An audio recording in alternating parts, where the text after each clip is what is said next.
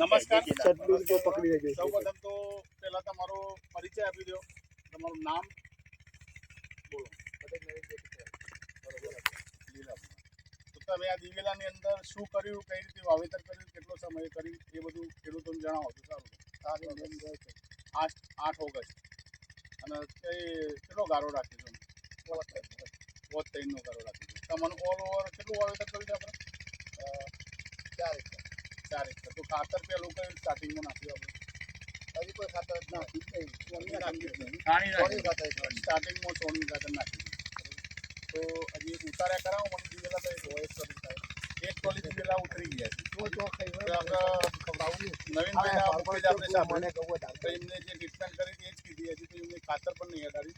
અમે સલ્ફર ને યુરિયા નાખવાની એની ગણતરી છે, એ નાખશી. તો દરેક ખેડૂત મિત્રોને નમ્ર વિનંતી કે જેગ્રો હાઇબ્રિડ સીડ્સના દિવેલા વાવો અને વવડાવો.